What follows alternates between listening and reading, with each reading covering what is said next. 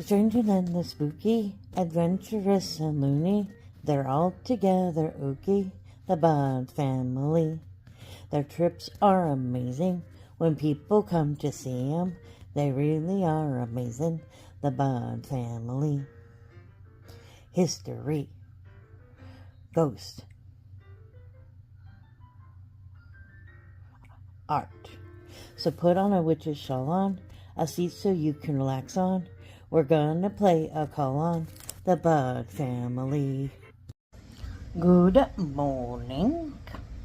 It's Monday. It's also the middle of October, which means we are almost to the spookiest day of the year, which we will have a very special live for. Now, hopefully it won't be too cold. Are you ready? Today's shout out, we're not gonna have a race because dun dun dun, we got mail. Are you ready? Here we go. Shout out time. Here's a shout out just for you. You support me, so I support you. This shout out is for our friends. Today, it's Miss Crazy Crafter.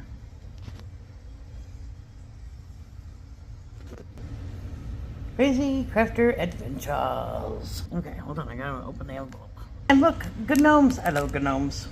As usual, she's given us an envelope to use. And this time the inside is blank, so we could use it to send to a friend and wish them, I guess, happy holidays. It's kind of a wintry card. Check out Crazy Crafter. She makes cards and other paper crafts, but mostly cards. Like, share, comment, and enjoy our Indigenous Peoples video, because that's what today is in South Dakota and a couple other states. I think Arizona. Let me know if you know, because I don't know. All right, seating. That's a seating. South Dakota tribes.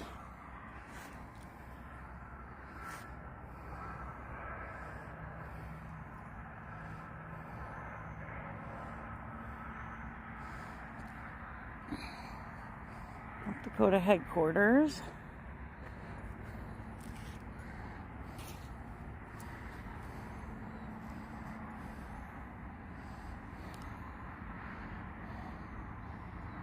Cheyenne River Sioux Tribe.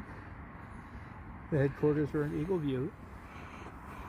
Crow Creek Sioux Tribe, headquarters of Fort Thompson. Flanders Santee Sioux Tribe, headquarters is in Flanders. The Lower Brule Sioux Tribe, Lower Brule, just a little bit north of us. Oglala Sioux Tribe, it's down at Pine Ridge. The Rosebud Sioux Tribe is in Rosebud. Sisseton Wahpeton Sioux Tribe is over in Agency Village. The Standing Rock Sioux Tribe is actually in Fort Yates, which is funny because the reservation is half in South Dakota and the other half's in North Dakota. Of course. And the Yankton Sioux Tribe, which is in Wagner, right there. Presently, right now, we are right here. Just on the other side of the Missouri River. So South Dakota is rich in native history and is home to 9 tribes that originate from the Oseti-Sakowin, or 7 council fires, and are commonly referred to by treaty as the Great Sioux Nation. Known throughout the world, the Great Sioux Nation is divided into 3 divisions, with each division having 1 or more bands. Now, there's 4 bands of the Dakota Division. You got the Midewakan, Spirit Lake Dwellers, the Sissetuan, the Fish Village Dwellers, Wapatuan, the Woodland Dwellers, and the Wapatuki, Shooters from the Leaves. 2 bands of the Nakota Division, the Wakatuan, Dwellers at the end of the village, and the Thakwanwana, Dwellers at the far end of the village. Nobody in the village? Nobody in the village. Interesting. But they're at the far end of the village, so they're still technically in the village. But not in the middle of the village. They all had gas, and no, just kidding. And there's 1 band of Lakota, that's the Tituan, Dwellers of the Prairie.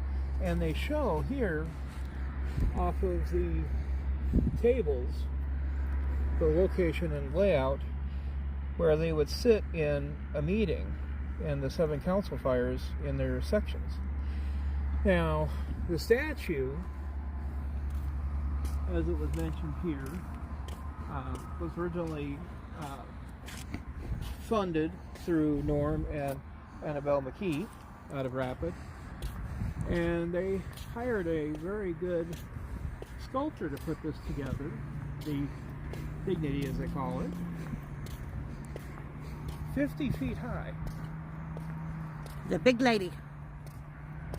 And I guess it's supposed to turn on lights after dusk, but I'm not sure about the story on that. Because I've seen pictures of it lit up, but not in person.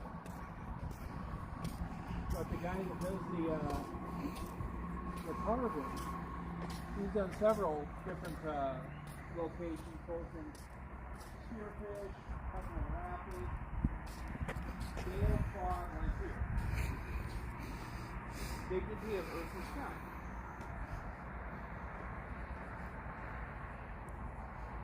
And people, you know, they'll drive in and they'll come out, they'll take a look at it, and you can. It's received and dedicated September 17th, 2016. Now, there's a couple other items along here. I think this is the Lewis and Clark site. I think so.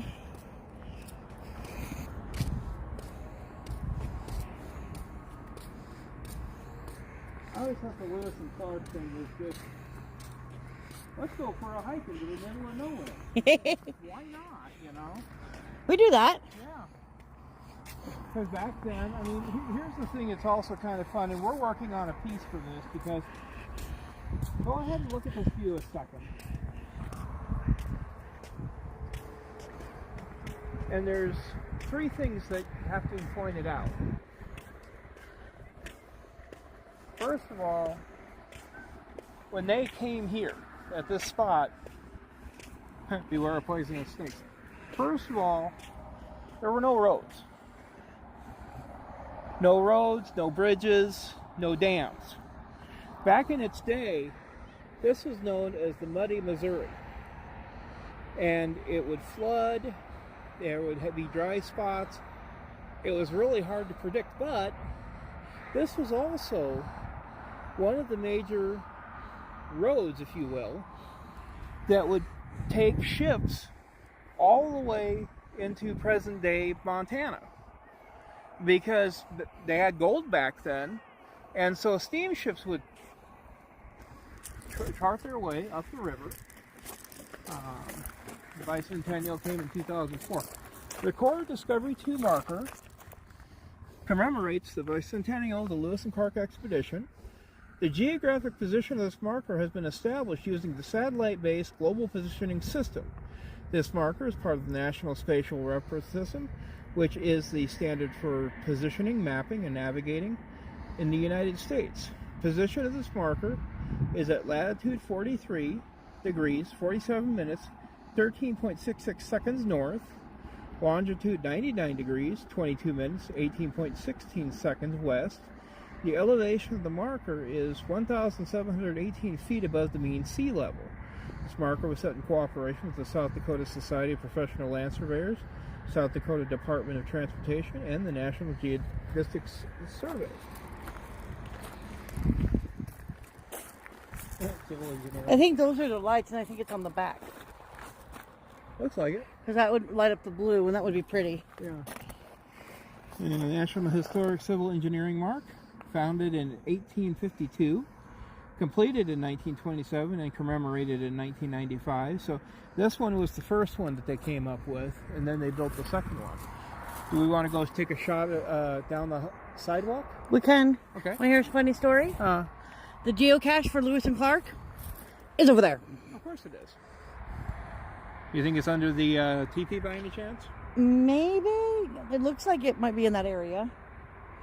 We're here. It's over there. It's over there. We'll check it on the way back then. Core of Discovery 2, Peace and Friendship, 200 years to the future. They didn't get the peace and friendship very well done. No. No. They suck. Okay, how's this one? Alright. Alright, we're going to walk down this way. We're going to beware of poisonous snakes, and if we see one, I'll send a picture to Wolf. He's always asking me to find him a picture of a rattlesnake or a video of a rattlesnake. And of course, the one time we saw two, I didn't get either. Yeah. But see, the big thing is that Lewis and Clark, they were trying to find a way all the way out to the west coast. They traveled up the Missouri as far as they could. They wound up finding a second set of streams, if you will, to take and continue on their course to the area which is modern-day Oregon. And then on the way back, they tried to find easier ways, which basically opened up the area for the Oregon Trail. But at the same time, let's say you were coming down this path and you saw this great big river. Okay, you're in a wagon.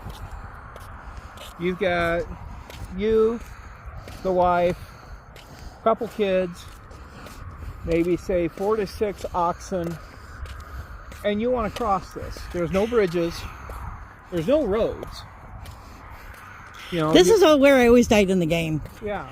Because your choices were to build a raft. Mm-hmm. What was the other one? I want to say ford the waters. Ford the waters. And there was one other one. And it didn't seem to matter which one of the three I chose. Mm-hmm. I always died. Yeah. Now, there were a couple of things that they did in the later 1800s. You know, they started coming up with people that would do ferry. You know, right. They'd load you onto logs. That was the other one, ferry. Yeah. Yes, that was the other one. And until they started establishing things on the river, because see, also originally the Native Americans had that side of the river, so there really wasn't any reason to cross. Right. So it was just kind of once they started coming into the idea of, settling on the other side, as smaller areas started opening up, then they had to find easier ways. Fort Pierre had a ferry system for a while. Interestingly enough, the bridge that's over here by the old Highway 16, that was the major bridge until they came up with the conclusion that, having it one lane, they took the bridge that was further south. They basically paid the town off and said, we're just going to take your bridge, move it up here, and that's when you had the double set. Right. Which worked out really well. Do we go down this way and make a decision? There's like no signs. There's no signs whatsoever. I say we'll go to the branch and look. It's like, give me a hand.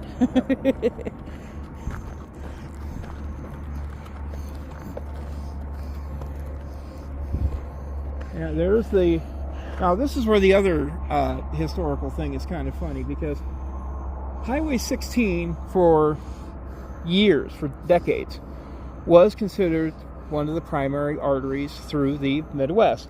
You had what was known as the Black and Yellow Road. The right. black went to the Black Hills, the yellow went to Yellowstone. I do that one of these days. Yeah. Now, later on in the 50s, when they decided that we were going to need a better interstate travel system, Eisenhower came up with the interstate, and that's what this bridge here is now. That's the I-90 corridor, and it actually goes all the way to the west coast, I think into Seattle, and the other one goes all the way out to Boston, if I remember right. So it's one of the 5 major fully functional interstates the country has that go west to east. Fun. Yeah. And of course, after World War II, they built a series of dams, 4 of them in South Dakota, to control flooding. The good side was it did help control flooding. The bad side is if you happen to have land right on the Missouri, it usually wound up underwater, which happened to a couple of the tribes, and they weren't happy about that either. I don't blame them. But I think we'll head up and look at the lights, and then we'll see if we can find the geocache. There are flashing lights down there. I can't tell if they're cop cars, though. That's what I was trying to figure out. See them? Right Yeah, there. I see them. Huh. They look like cop cars. They are. Uh-oh. One's a tow truck. Oh, somebody got pulled over, and apparently the driver was intoxicated, so they're towing the car out. Oops. Whoops.